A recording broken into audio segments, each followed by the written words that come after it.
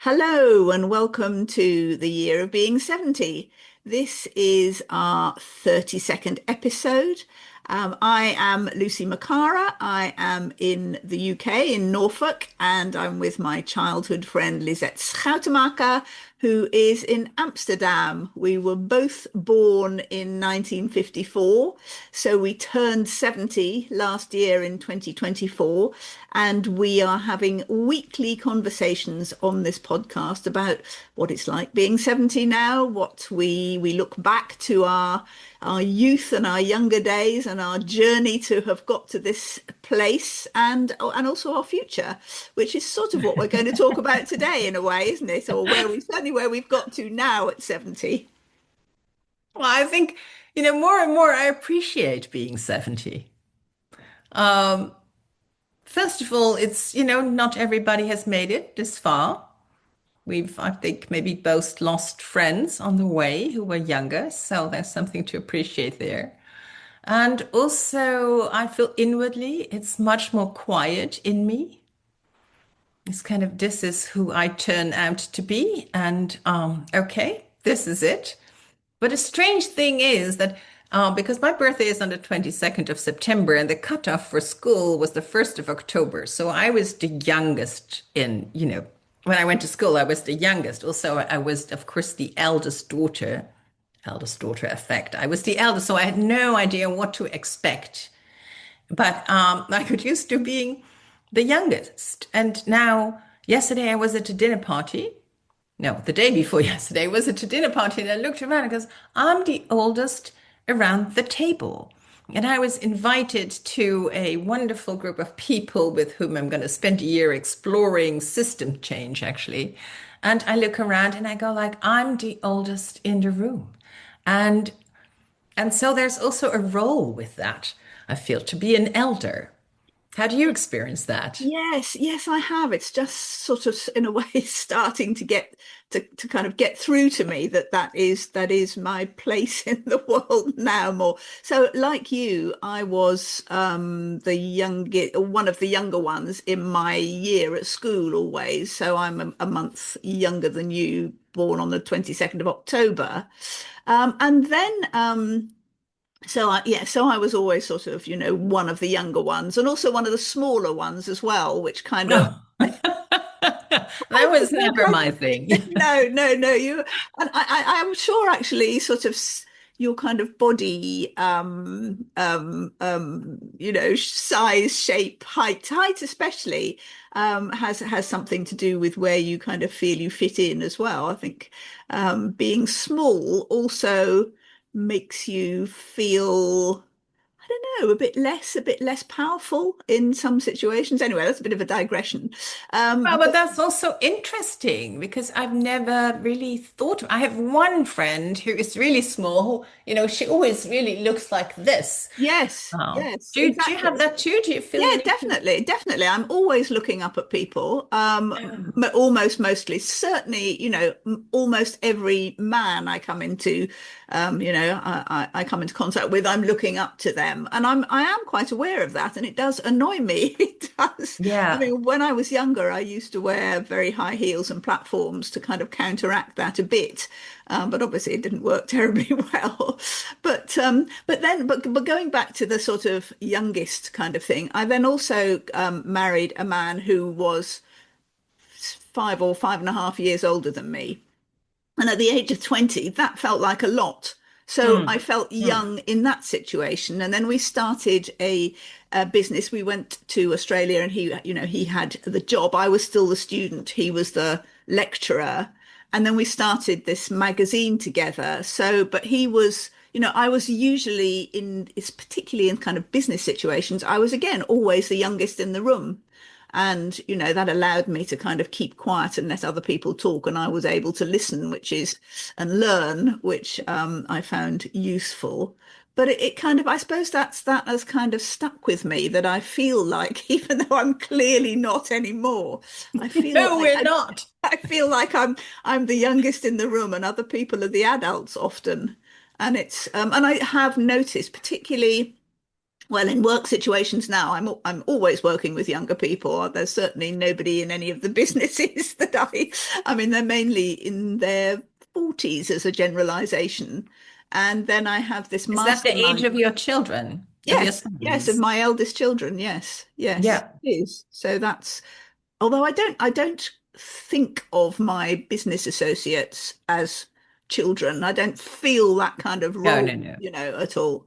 But then I have a group of women in a mastermind that I run, and I kind of What think is we're a a mastermind that you mastermind. Well, run? in I this have no case, idea. it's you join a mastermind to be in a sort of select group of people who are wanting to do something for probably for a year, and you have kind of regular meetings or Zoom But calls or wanting to do something well, is my very vague.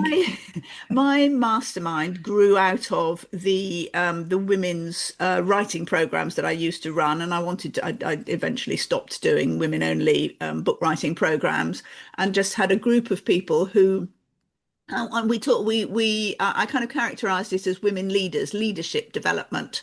And then a couple of years in last year, I sort of felt that's not actually what we're doing, what we're all talking about, and what everybody is working on in this group is actually their mission.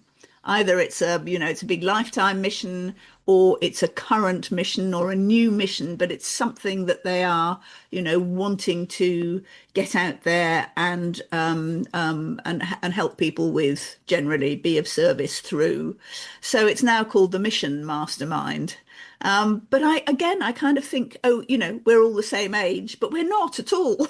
I mean, We are 70. I'm 70.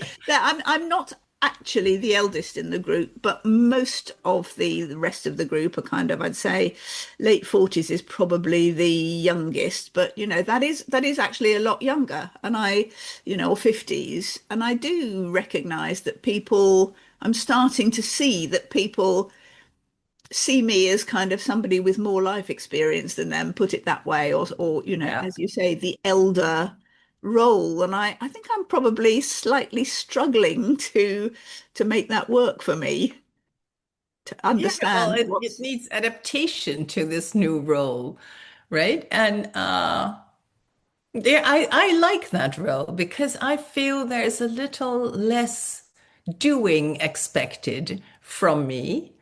Because I'm certainly not one of the doers anymore, and you know, but oh, there's something strange in there. There's a delay, but anyway, and more of the being and the observing and kind of in a group I was in last week, one of the young women came to me later and said, I felt that you addressed exactly what needed to be addressed in a very kind of respectful way. And those are also things that I have learned over the years, when I hold a question and I think it's a stupid question because I must be the only one who's not understood, then to ask that question, and then usually everybody was kind of confused about it, but thought, oh, I must be the only one. So, things like that. And I feel it is also, especially in this day of fast kind of apps and communication channels, new fashions in that, every month. And I'm not up to speed with things. And yeah, so sometimes I ask these things and other people go, I didn't know that either. But also observations about processes and yeah, I really enjoy the role. Yes, yes, no, I think I'm beginning to enjoy it. I can see the benefits of it, and I can see that, my like yours kind of lengthy experience of situations and relationships and things that have happened in business, in different businesses over the years, have kind of come together and do kind of turn into a reservoir of wisdom, so you can react well to problems as they come up. You've got kind of perspective. And yes, Yeah. and I do think that gives us that elder role means that we are good at, for example, I mean, you do a lot of this, but chairing, facilitating, being the person who runs a meeting, whatever you call it, and kind of um, manages the input and the personalities and the sort of ebb and flow of discussion. And I think that Yeah. that is something that is a benefit that we have accumulated with age. And yeah, and I think we Yeah. need to kind of um, work on that and make that sort of Yeah. one of our skill sets at this age. Yeah. Yeah. And I think, it used to be sometimes before when I was in a group, I thought I need to say something because I haven't said anything for a long time. I need to contribute. I also wanted to prove myself. And all those I can now examine and kind of go like, why is this question coming up? Is this really useful for everyone? Or is it something I could ask on the side? Or have I just not paid attention in the last 10 minutes? And that's why I'm asking. Or am I still trying to kind of prove myself that I'm Yes, also a really yes. intelligent being and that I belong in this group? Yeah, no, I absolutely agree that, that I certainly feel less need to prove myself and to think, oh gosh, I haven't said anything for a long time. I must, I need to Yeah. sort of say something, make my presence felt, because I feel Yeah. our presence is felt simply by a kind of, well, I don't want to say just by age, but by what's the word? Presence itself. Present. Yes, yes, absolutely. Yes, that's Yeah. a great way of putting it. And the age does kind of bestow that on you. And that is something to enjoy and relax into. And you don't have to try so hard, I think, at our age, Yeah. perhaps. Because a lot of stuff comes naturally, doesn't it? Because, been there before, seen that, done that. I know what happens next. I know how this works. And it is always a bit different. Yes, of course, of course. Yes, yes, And yes. I think one of the great, what do you say? The English word doesn't come, but I really promised to myself not to go like, when I was younger, or when I had my company. Well, I do say that sometimes, but not in a way that it was kind of better or kind of not that kind. I think our presence helps, but also curiosity and an openness and really wanting to know how people view things these days. Yes. Yes, no, I really agree. And I think I think that I think there is an interest in our historic vision that we and experience because it always seems funny to me. I mean, as I've said before, I'm writing this novel set in the 1950s and 60s mostly when we were young, and it's called historical fiction. And as far as I'm concerned, Yeah. it's just, it was just yesterday, but that's Yeah. that's history to many people. But I do feel that sometimes when people are talking about politics or, I feel like I need to say, but that's where you came in. But actually before that, you didn't experience what came before. So you can't, you don't have that perspective of where something grew out of, a completely different situation. And I think, people are genuinely interested. But I mean, of course, as you say, if you do it in a kind of, oh, well, you don't understand, you're far too young, that's not going to get you anywhere.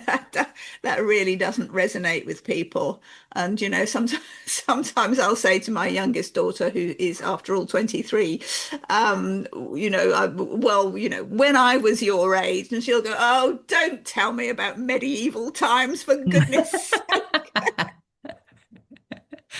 Yeah, yeah, yeah, yeah, yeah, yeah, yeah. Wow, she was born this century. Yeah, yes, Yeah. 2002. Yeah, yeah. There's something that's maybe strange, but something that makes me feel very adult, Yes, yes, I think which that's nice. is which is leaving the house on time.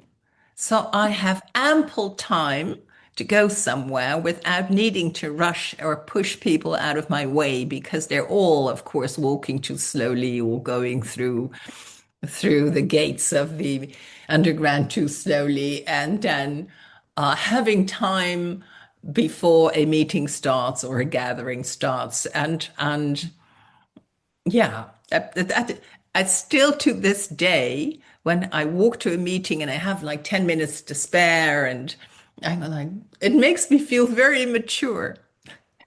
That's really interesting. So what have we got better at over the years? I mean, did you used to be someone who always left late in a rush and Oh my goodness. I remember these things going to like the concert with my parents and driving from Leiden to Amsterdam and then having left too late and then thinking, as long as it isn't 8 o'clock yet, I can still be on time. Of course, which I couldn't because I had to drive that way. Then I had to find a parking space. Then I had to run into it. My parents would be like, where are you?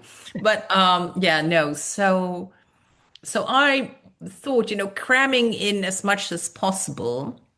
And we have this word in Dutch, which is even. So I'll just do this for a minute. Oh, give me a minute and I'll do that. Give me a minute and I'll do that. And so I have learned that I need much more time to prep. It's yes. not when I close my computer, I'm not out of the house because then I need to kind of fetch my bag and then I need to, do my hair or whatever and or get my phone charger or whatever. And it takes me a time to leave. Yes, yeah, and And yes, no, I then think I think that is a particular mindset where I notice it. I mean, it's actually not one that I've really ever had, but where people just simply discount travel time. It's like, here's a meeting, it ends at 11, the next meeting's at 12. I've got loads of time in between to do stuff. The fact that you've actually potentially got to go somewhere or prepare something, or it sort of it seems to slip certain people's a certain kind of brain, a kind of brain I function. was like that. Right. I was like that, always rushing in until last minute, heated. But also, what I don't like about that is that all the other people were really in my way because they were Yeah. all going too slow and couldn't they see I had this very important meeting and I was this important person who needed to go somewhere, which is not at all how I've ever wanted to be. So now, when I walk to the metro here, the underground, the tube, whatever you call it, and I see one has just left, that doesn't have me panicked because I have time. I'm in time. And Yeah. also, it's very much taught to me by my husband, partner, love.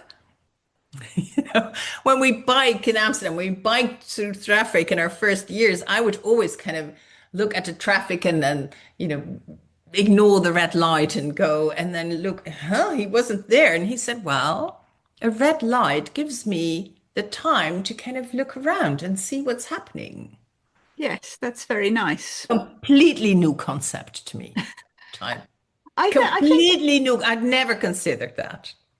no, it's interesting. I think I have yes, sort of gained the same sort of slightly slower perspective. And I also think that what I've learnt to feel as a 70-year old or kind of leading up to that is that some things just don't matter as much as you think they do. Or should. I mean, the shoulds are kind of, you can get rid of a lot of shoulds because I think, well, in 20 years' time, I may not be here, and who is going to care whether my house is extremely tidy or, I didn't do this or I missed doing that this week or something. And I do feel there's a kind of relaxation. I mean, on the one hand, I feel there are lots of things that I want to do, and maybe time is not, time is shorter than it was. On the other hand, I feel there are lots of things that I really don't need to do, and that, if you don't like me the way I am at 70, then you're never going to like me. So tough. Take me or leave me kind of thing. Yeah. And I will say much more what I think now rather than feeling, "Oh, should I say that? Should I, what's going to happen if I, if I'm honest about this or I tell somebody this?" So I think that comes with, and I literally think it comes with being 70, actually, that, it does put you in a particular place, beyond kind of normal working years, perhaps, and Hmm. and as we've said before, into the into the old as opposed to middle-aged kind of group. Yeah. And that's a lot of, Yeah. there's a lot of freedom that comes with that, and that's, that's nice. That's something to enjoy, I think. Yeah, and I think back of when I was younger and I was somewhere and there were people, well, maybe they were not in their 70s, maybe they were in their 60s, and I already thought they were kind of, very, very old. But there was, in some sense, a reassurance of us not only being younger people thinking of, the world needed to be different and better and more aware of the state of nature and things like that. There were actually also older people. It kind of lent a gravitas in a way. Yeah. Yes. Yes. I think, yeah. So now we are in that position, which is Exactly. still Exactly. very strange. Yes, and I mean, and does it bring a responsibility? Are there things we should be doing? I mean, I've, just said I don't want, don't You like don't having want the too many shoulds. shoulds, but is there something that as 70-year-old elders we should be bringing to the world that perhaps we haven't started doing yet? I don't know. Oh my. Oh my. I've never really, I've never really had a plan. No. I am much more of the emergent kind. And so some of the things I'm involved in, that's still a kind of advocacy that I have. Yeah. It's also now that, I'm in circles of we live in structures and systems, right? And systems come from our beliefs. And so we've created a financial system and a social security system, a political system, all these systems that we live in. But they could also be different, maybe, and maybe they need to be adapted Yeah. to what would serve the whole. Um, and um, and then men, bless them, wonderful, brilliant men come with PowerPoints and they've crammed it all in there and they have clips and they have, and then I come with, a sense and sensing and kind of a feeling. And um, so I don't know if I should, but what I want to do is to bring that in without making the other wrong. Yeah, yes. Absolutely. Without disparaging that kind of young, analytical and overview and come with like the underview.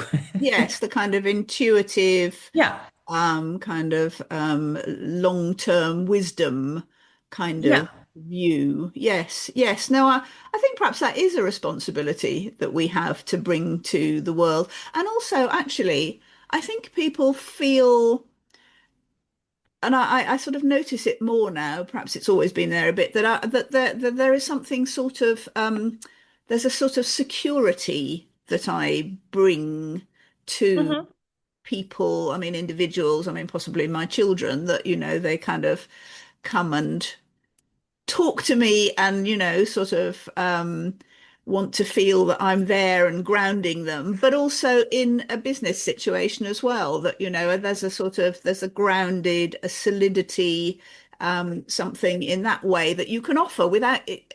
It's hard to put your finger on it or put it yeah, into a CV or anything like that or define it. And yet, that's what I think I would like to bring as an elder to yeah, different situations that I find yeah, myself in.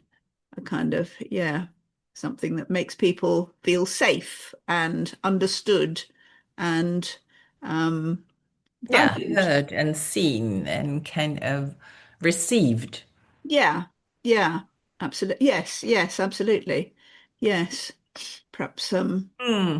It does make me think of my grandmother, who, I mean, she moved to like an old people's home when she was, I think, still in her 60s.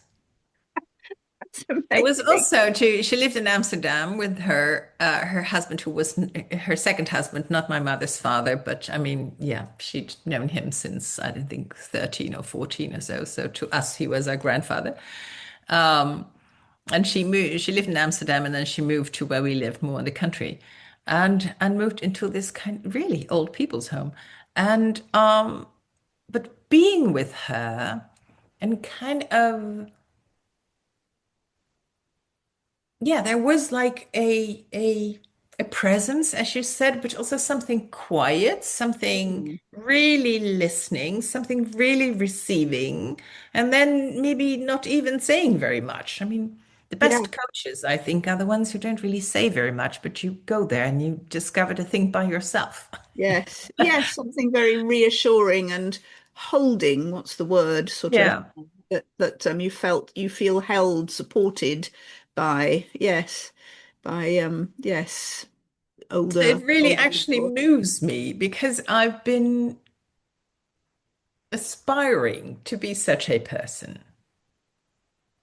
I Well, that's think very thoughtful from of in you. my 40s, when people said, "What do you want to be when you grow up?" I said, "I want to be wise." That's really what I aim and can only hope for. So I think it's something you can never say about yourself.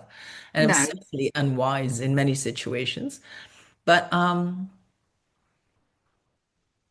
yeah, it's a very sweet memory to think of my grandmother who had a sharp tongue. I mean, there's books about the prisoner of war camps in the Second World War, where in Indonesia, where the Dutch were the colonials, and then were imprisoned by the Japanese, and she was always kind of in the board and an advocate for the women. But even in those books, it says, "Oh, we were all afraid, you know, that she would use her sharp tongue with the Japanese, but then with me, she was also really, yeah, receiving me. I think that's, yeah, that's the word you mentioned. Well, I don't know. That feels very, yeah. very good. Yes, and I think in terms of sort of generational things, people are often much better grandparents than they are parents, and it's sort of it's an easier role. That's a much easier role. Yeah. I mean, I know my father's mother, who I adored, and she was old because my father was sort of like 45 when he got married, so I don't know, 46 or so when I was born. So she was, really genuinely an old lady. But I remember, I used to go to tea with her, and we used to have, set kind of things and orange juice and jelly and things Yeah, like yeah, that. a The ritual. ritual, yes, exactly. And but she always made me feel like I was incredibly important. And I suppose if I'd thought about it, I would have thought that I was her favorite. I never actually put it into those terms, but years later, I mean, really, like sort of when we were in our 40s or something, my cousin, the daughter of my father's sister, who was about 5 years older than me, she said to me, "It must have been so difficult for you with Grandy because I was always so much her favorite. You must have found it really hard that she always talked about me." And I was sort of like, no. I never felt that. I never, she never talked about, well, she, I mean, she Yeah. did, but, she was very clever then, my grandmother, in making us both feel that we were the most Wonderful. important thing. Beautiful. I thought I was my grandmother's favorite. My one grandmother, not the other one, but my grandmother's favorite. And I've never really checked it. I was also named after her, so that was Ah, already, and I had when I was a bit older, I had very intimate conversations with her. But how are you as a grandmother?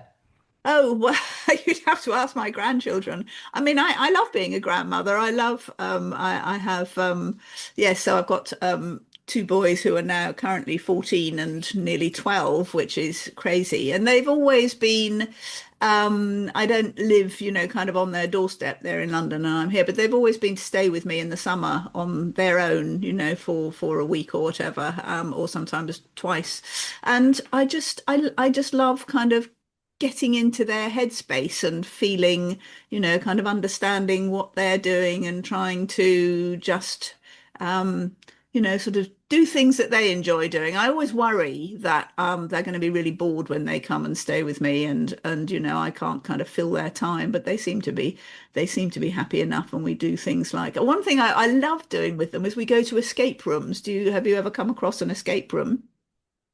It's sort of a No. giant it's sort of a giant puzzle. You pay a ridiculous amount of money to go into a small room that has a theme, and it's like sort of escape from escape from a kind of wartime spy situation or the Mad Hatter's Tea Party, and you have to follow clues and put things together and press buttons. And what's fascinating is that when I do it with the two boys, we all have very different. It's really interesting to see the way our different minds function, and I don't feel any better Yeah. or worse than they are, and Yeah, each of yeah, us yeah, yeah, kind of yeah. No, brings but it's brings something that puts you kind of on equal footing because you all have yes, yes, things. exactly. You have more than two I do, grandchildren, do. I, don't I you? have two smaller grandchildren. So from my younger son's children, who are nearly 8 and nearly 5, so 4 and 7, if I'm, and Yeah. and yes, they're wonderful. And my youngest grandchild is a girl, the only granddaughter I have, which is lovely.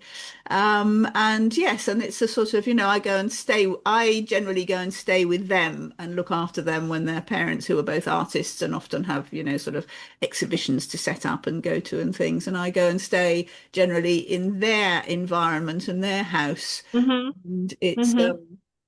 that's all kind of lovely to be. But equally, I'm also very, kind of, it's nice to be able to walk away as well Yeah, yeah, yeah, and yeah, yeah.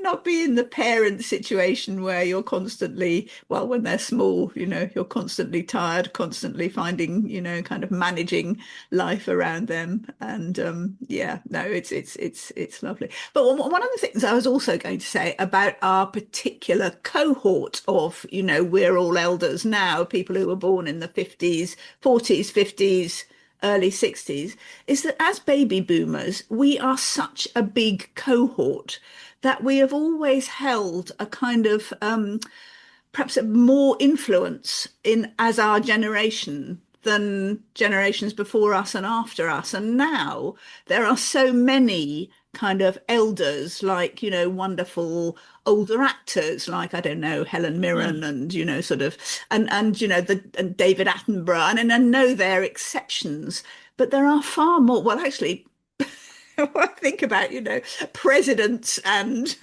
and actually leaders, politicians who are older too. Whereas before they might have retired earlier, but because, there are so many of us and we just keep going, I think that we perhaps hold a disproportionate amount of influence in the world still, at our age, that possibly that we benefit from, that people sort of see us as active elders, if you like, Yeah, maybe. I haven't thought of that. I've always seen older people in roles, or I've never really considered that.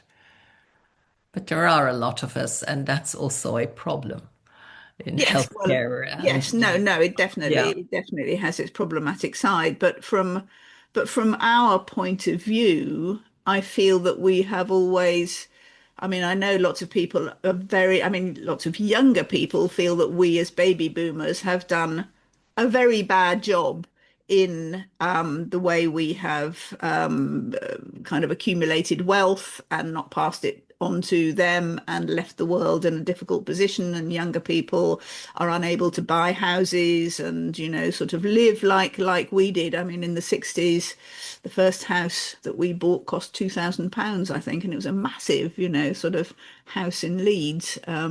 Did you buy a house in the 60s? You were No, sick. no, it wasn't the 60s. No, it wasn't. It was, it was in the 70s, but it was still, that was still kind of going, it was perfectly possible to do, though, is what But I'm you saying. already bought a house. How old were you when you bought your first house? Oh, well, I suppose the first house we properly bought was in Australia. We went to Australia and bought a house because that was what everybody did then. And now I think it will be, probably most people are struggling to rent somewhere. Yeah. It's just not easy and not I feasible. don't think I can recall a time when housing was not a problem. No, you may Housing has always be been a right. problem. I cannot recall when it was like solved. No, no, no, there's never been a perfect Yeah. solution, But certainly. I loved to rent because I always thought, of course I didn't settle down early and I always thought, I can have like a suitcase next to the front door and I can just leave and go and leave it be. And when I first bought a house, I was, I think, 30. When did I buy it? 36, 35, 36, something like that. And the first year I felt, what have I done? This house is owned by the bank and I've tied myself down in a way. Why? Why did I do what everybody says you ought to do? And yeah, but But that's yeah, yeah, that's interesting. Yes, but you have just downsized, haven't you?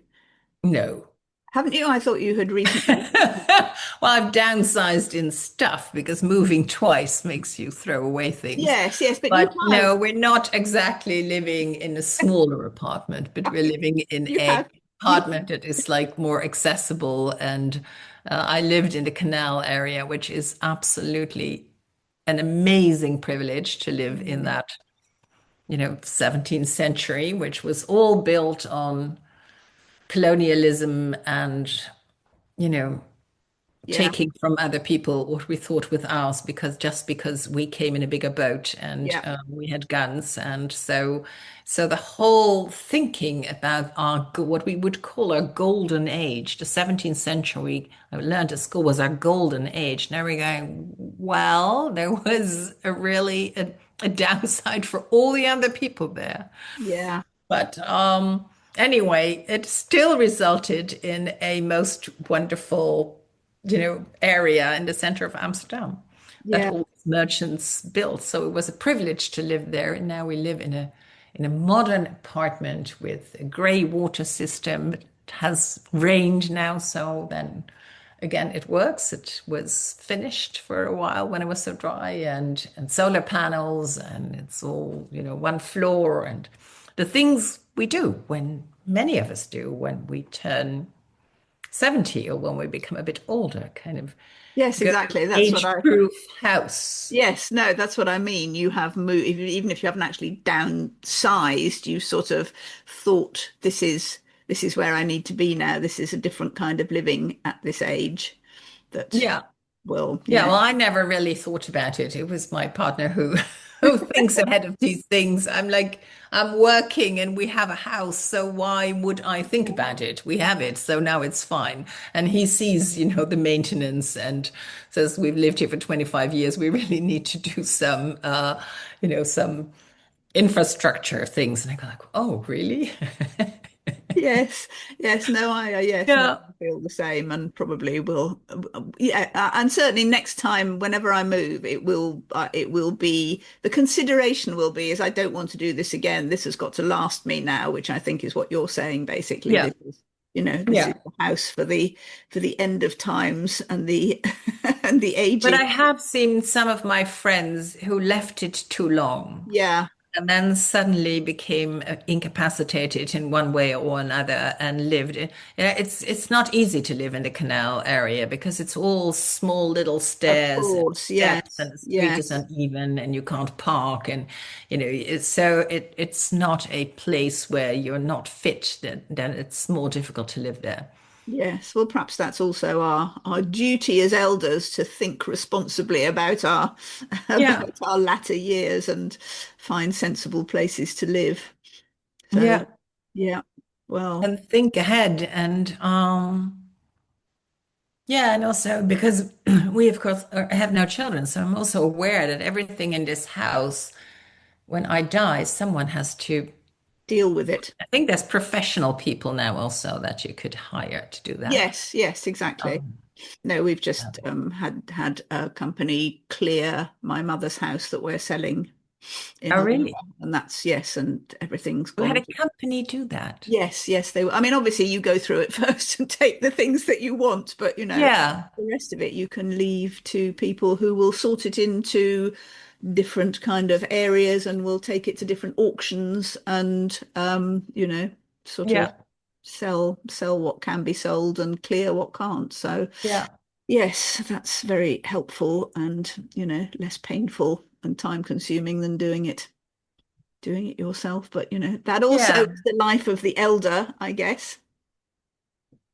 Yeah, I just commented yesterday to someone that, the process of my brother and sister and me going through what was our mother lived 13 years as a widow and just going through everything and it was also beautiful. It was also, yeah, memories surfacing and I mean you must have you gone through that, the three of you, or did Yes, you? yes, yes, we did. Yeah. We spent a day in the house looking at things, and it's funny because the three of us are sort of we're on a spectrum. I mean, one of my youngest brother is probably okay. We don't need that. Let's get rid of that. Let's not be sentimental about it. My next brother down to me is no. I want to go through every single thing, read every single letter that's here, and decide well, I need to keep this. We need to hang on to that. And I think I'm sort of somewhere in the middle, really. Mm. But yeah, it's a process that's part of life and part of